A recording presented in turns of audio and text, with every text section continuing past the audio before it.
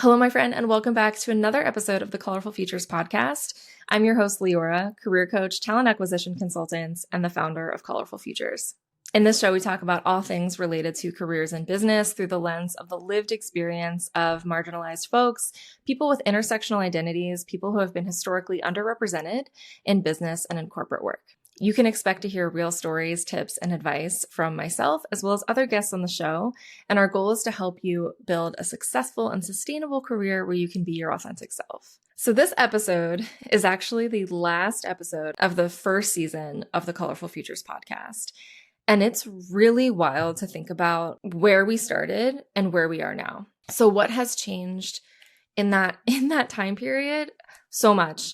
And we're going to talk a little bit today about just kind of reflecting on the first season, reflecting on Colorful Futures as a business. We are now about a year and a half since I started Colorful Futures. And back in April 2023, when I really made the decision to pour energy into starting this company, thinking about now, which is a little over a year and a half later, it's really weird to think about kind of just that idea that I had back in April 2023 to now. Even thinking about episode 1 and everything that was going on in my life then to now, and how I was approaching the business, how I was approaching the podcast, and just reflecting on all of those changes. The date that I'm recording this is November 23rd, 2024.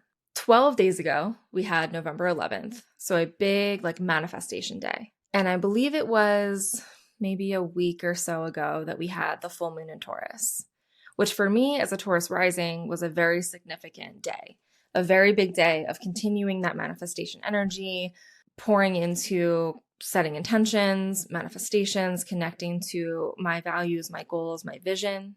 On 11/11, I use that date to write out my vision, write out some goals that I have for myself, write out what my dream life might look like and what I want to do, how I want to show up, what I want for myself. And that time period was also really significant. November is a big month. It's been a big month so far. We also have Mercury in retrograde right now. Well, it's like the shadow period. It will start in 2 days, the actual retrograde period.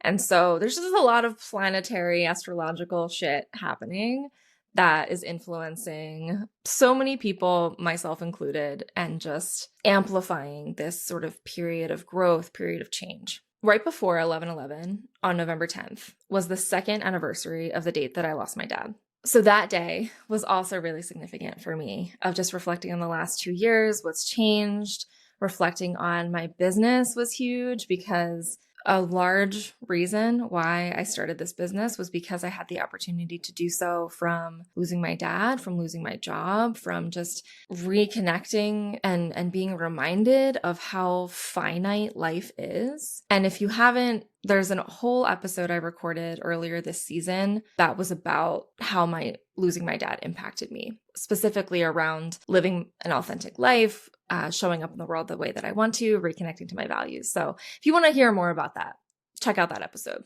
Through defining the vision that I have for my life that I did on 11/11, and then doing this really in-depth 2-hour full moon ritual that I did for myself during the full moon in Taurus, different things were coming up.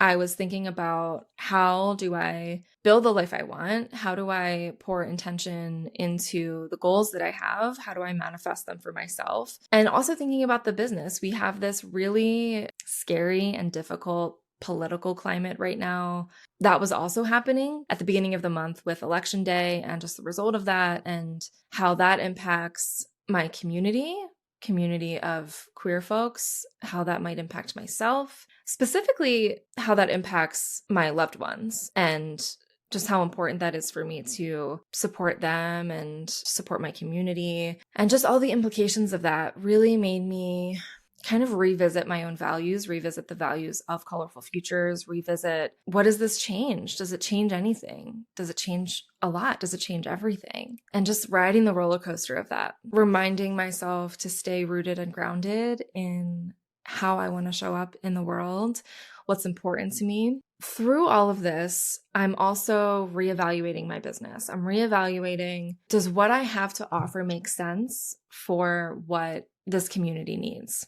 My community, the folks that I want to support through Colorful Futures are queer folks, are neurodivergent folks, are neuroqueers. The result of this election deeply impacts that community, some more than others, but it deeply impacts them. So I was checking in with myself of what is my responsibility as someone who does have privilege? What is my responsibility as someone who has a business who serves this community? How does that translate to what I'm offering? Does that make sense for this chapter that we're entering? This kind of destabilizing, scary chapter. With all of this and through all of this, I leaned on my community. I leaned on my friends, my loved ones. I leaned on the CF team. The thoughts I was having about it, shared the concerns I had, shared, everything that was going through my mind of, do we need to pivot? How do we pivot? What does that look like? Again, just rooting myself in my personal values and the values of CF, because this is really so much bigger than me as an individual. And it's important to me to remind myself of that it's not just me, it's the community, that we are in this together, and kind of finding a sense of comfort in that solidarity. It also inspires me to use the privilege that I do have to further serve the community, to support the community, especially in times like these. Through this, we're also entering the end of the year, and I'm looking at next year as a business owner, and I'm looking at strategic planning and offer planning, and I'm seeing how much our team has grown. So to put this in perspective, when I started my business, spring, summer of 2023, it was just me. I leaned on friends to provide feedback, to send them resources and say, hey, can you look at this, make sure there's no typos, make sure it makes sense. And then at some point, about a year ago, a little more than a year ago, I brought on a virtual assistant, Christina.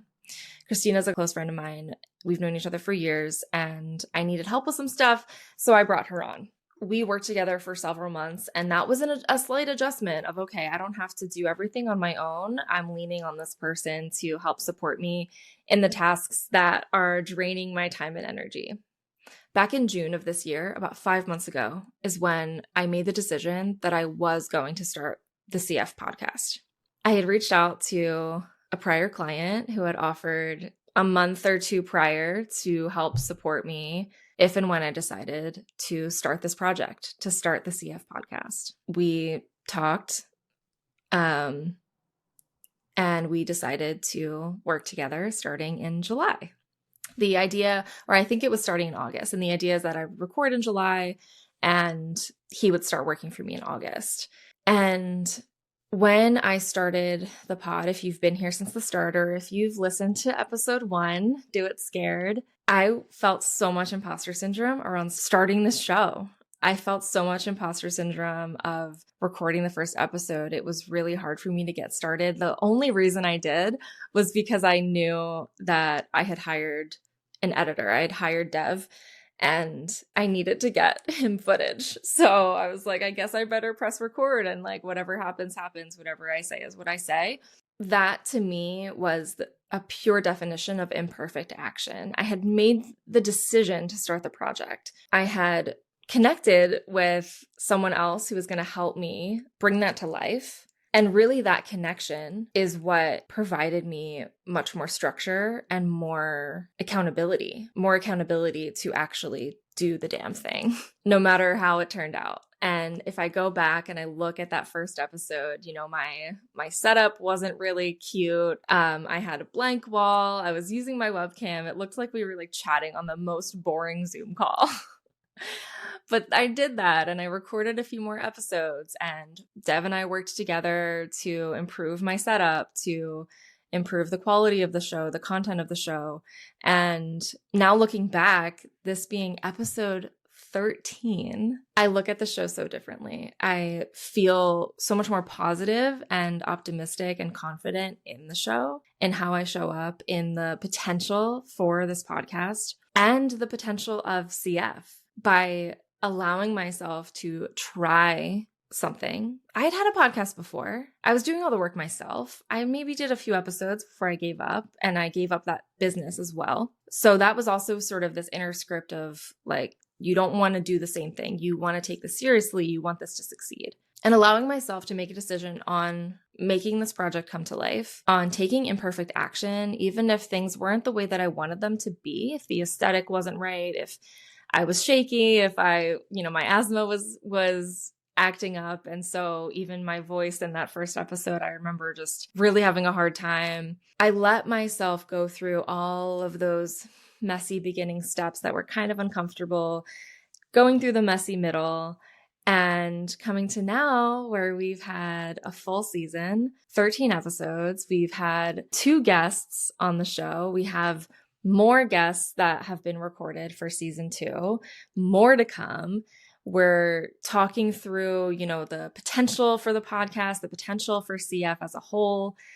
And it's just really magical and very exciting to see this vision and be able to hold my fear and remain excited and confident in the future. As I've been planning out the future of Colorful Futures and talking with my team, that's another thing too, is that we have more team members now.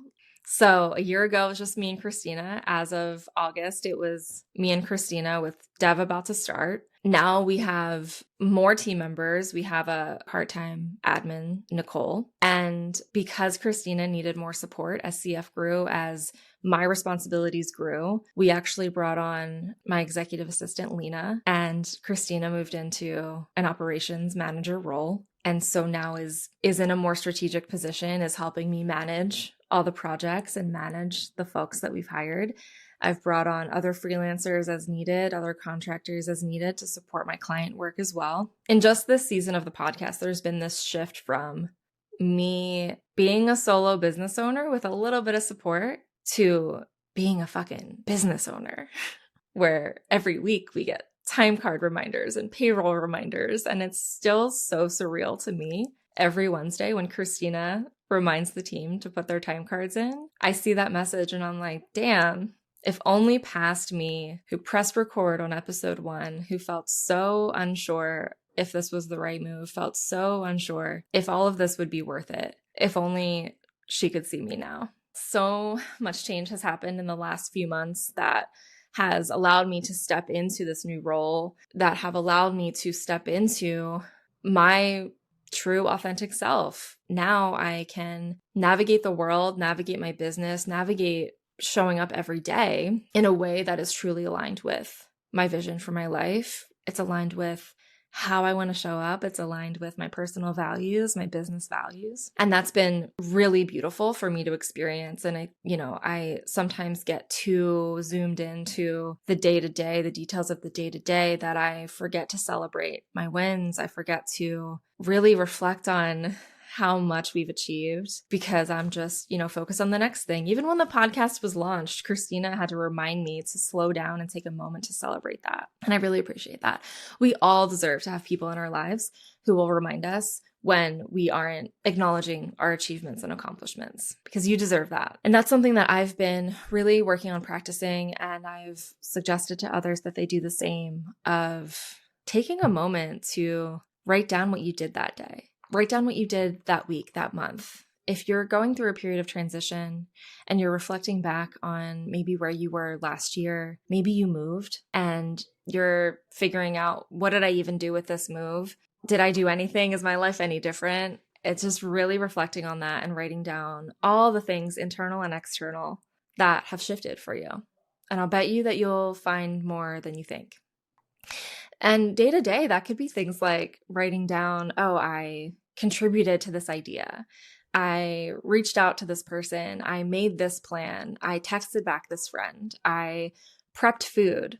I made myself breakfast. I drank enough water. I took a walk. All of these things are important, and all of these things help support you living your authentic life and living within your values and taking aligned action. What was really exciting for me was right before I did my full moon in Taurus ritual, I was again inspired to think about what the next year looks like. I was inspired to think about, what do my offers look like? What does the community need? And, I had created sort of this plan, this strategy for the rest of this year, for the start of next year. And as we kind of were experiencing the election results, and I was trying to stay tuned into what my community needed, some things started shifting, and that left me feeling really unstable. My autism was like, wait, we're changing the plan. This is scary, you know? And so I sat with that and I ran some numbers and I checked in with the state of the business. Now, there's a couple ways that I track the finances for the business. And the main way right now is I compare month over month revenue. So that means I look at what did the business make in revenue and sales. This is like before taxes are taken out and expenses and everything. So what was the revenue, for example, of October 2024 compared to October 2023? And I'm not going to lie, my friends, I wasn't doing great. My month over month was low compared to last year. And I was worried. And there was a lot of pressure that I put on myself of this needs to change, of what do I do? I need to make more sales. I need to make sure I'm growing. So right before full moon in Taurus, I was sitting down and I was like, there's a different way for me to calculate where we need to be. There's a different way for me to calculate where we've been and where we need to be. So I started running projections. And I'm not going to get into all the details of that. You can DM me, email me if you're curious. But honestly, most of how I learned to do this was through Googling and using tools like ChatGPT to help me build formulas. So I ran the projections and I saw that based on the last year and a half of sales, that I actually was meeting the projections. And that was such a huge mindset shift of like, okay, this one way that you're tracking your business month over month, this doesn't feel good. This feels like there's a lot of pressure to change this. But then if I change it to what are my projections? What's the trend of how much I should be making, of how much I will make in the future? I realized that I was doing a lot better than I thought, that in many ways I was at least remaining stable. And I sent voice messages to my team that I was almost giddy of just like, wow, this actually completely changed my mindset. This was such a shift of how I was thinking, because before I was really questioning my abilities as a business owner. I was questioning, am I offering the right things? Do I need to add more stuff in? Am I even doing this correctly? Like, am I fucking it all up?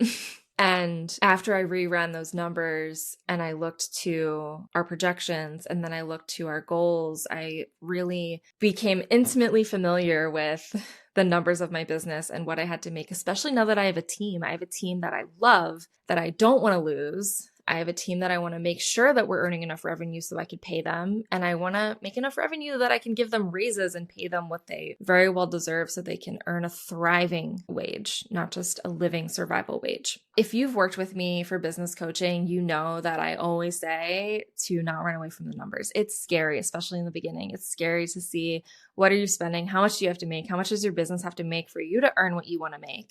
That's terrifying. It reminds me of like in my 20s when I wouldn't even want to look at my bank accounts, or I wouldn't want to look at my credit card statements because the idea of it was just so terrifying that I just wanted to ignore it. I was very avoidant. And what I've learned throughout owning a business is that the more you let yourself see the numbers, the less scary it is. Even if the numbers seem a little out there, even if you're like, I don't know how I'm going to make this much money.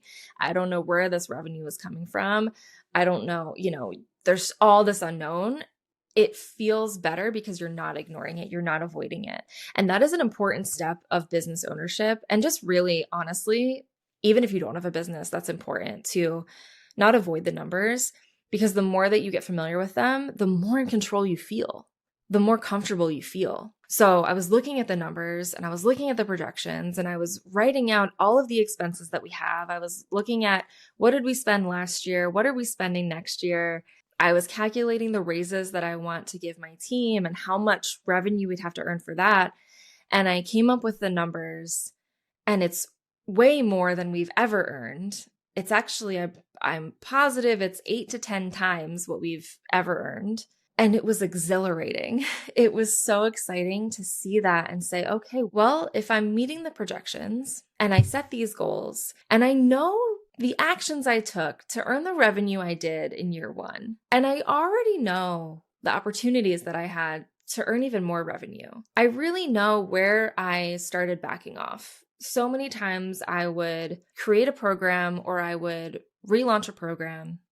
I would set some dates. I would set a marketing plan. I would kind of implement the marketing plan in the beginning. I would start maybe getting busy, getting tired, and I would kind of back off. And then towards the end, I would ramp marketing back up again. And I wasn't meeting my sales goals.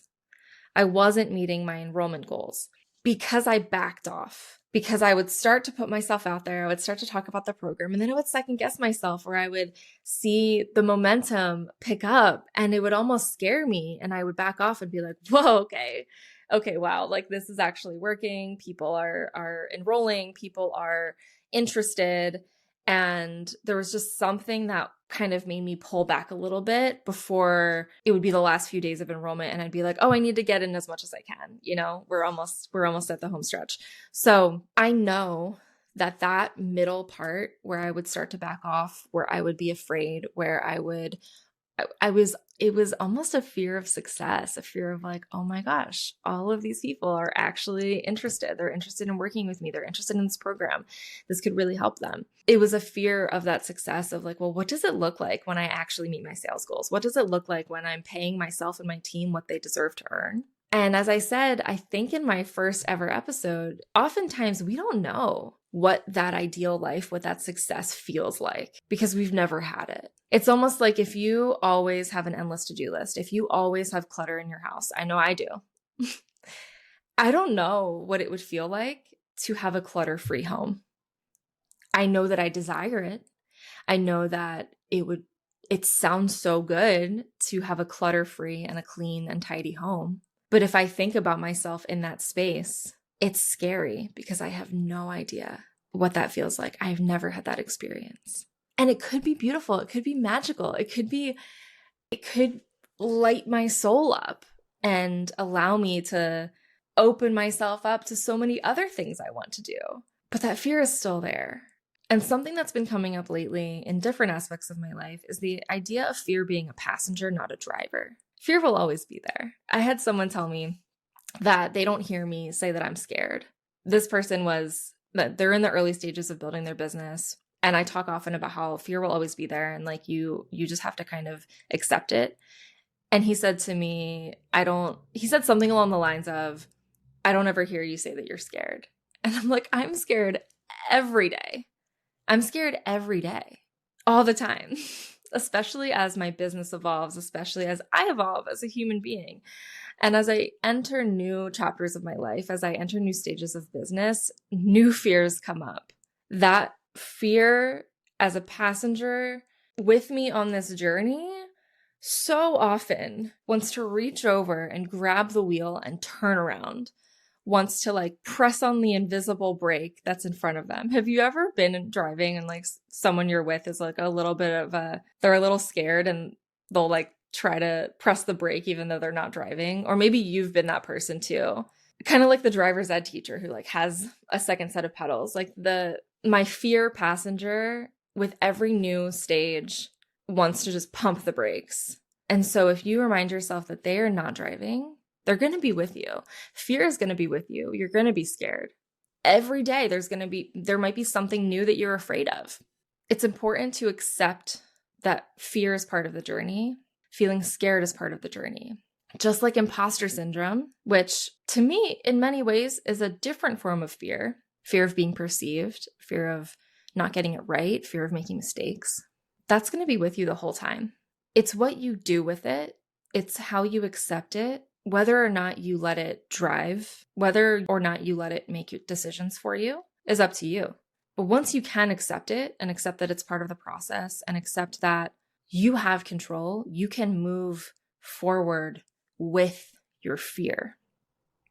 You don't have to let fear hit the brakes and stop you. You don't have to let fear reach over and turn the car around because you're the one in the driver's seat. And so when I look at my numbers and I look at my vision that I set personally and in my business, when I think through, I'm getting chills, when I think through the potential for Colorful Futures, the potential for this podcast, the potential for my life, that energizes me. And fear, she's in the front seat sitting right next to me, screaming her head off, telling me to drive more carefully, telling me to slow down, telling me to turn around. And I just get to look at her and laugh and be like, girl, it's going to be fine. It's going to be fine. Put some trust in me as the driver. Put some trust in all the other parts of me that know that this is my truth, that know that in me living my authentic life, in taking aligned action, in focusing on this business, on Colorful Futures, on the podcast, that is in service of community, that is in service of the folks that we support, neuroqueers, that's all that matters. If we want to support people, if we want to make an impact, and almost every person that I support in creating a business, it's not about the money, it's not about the sales, it's about being in service of others and supporting others. Stay tuned into that, and it'll be so much easier to not let fear drive you. Because for me, possibly for many of you, whether you have a business or not, whether it's about business or it's about how you live your life, how you serve your community, how you go about your day, how you connect with others. My therapist said something the other day that was, I had an emergency therapy appointment after the election, and she reminded me to control what I can. And what that could look like is, how do you talk to your neighbor? How do you talk to the barista at the coffee shop that you go to? How do you show up for your loved ones? How do you hold space for people in pain? How do you hold space for yourself? How do you treat yourself? How do you go about your day? These are the things that we can control. And when you are rooted in your personal vision, your personal goals, the goals that you have for how you show up, the goals you have for your business, the goals you have for your career, when all of that is rooted in your values, it's so much easier to hang out with fear and not let it drive you. It's so much easier to look at the potentially scary things like your numbers, your projections, your sales, your expenses, your budget, to look at the steps that you have laid out in front of you, the unknown chapters, the unknown future, and accept it and move forward anyway and do it scared. I'm so grateful to have you with me on this journey, for you to listen to this podcast, to watch the podcast, to share it with your friends, to be tuning in, to giving me feedback, to supporting me and supporting the show. And I'm very excited for what season 2 can bring. Like I said, we have a lot of ideas and plans. So if you have feedback for us, please let us know. You can send me a DM on Instagram. You can send me a DM on TikTok. You can email me. You can go to our website and find my email. And we would love to hear from you. I think even on some of the platforms, you can write a comment. Whatever way feels accessible to you, I'd love to hear from you. What were some of your biggest takeaways from this season? Was there a guest that you really enjoyed listening to? What do you want to hear more about? Is there someone that you want to hear from that you would like to have as a guest on the show? We've got a lot in store, both through the podcast, through CF, and I can't wait to share it with you. We will be taking a break. We'll be coming back after the new year. And I hope that you also get a chance to reflect on your year and look to the future knowing that you've made it this far. You've survived every day so far, and you will do so again. And everything that you've achieved in your life so far, in this year, in this month, in this day, is further proof that you can do anything you set your mind to. You can do anything you set your mind to, especially when it's rooted in who you want to be, how you want to show up, and your values. That's all we have for this episode. And that's a wrap on season 1. I love you. Thank you for being here, and we'll see you next season.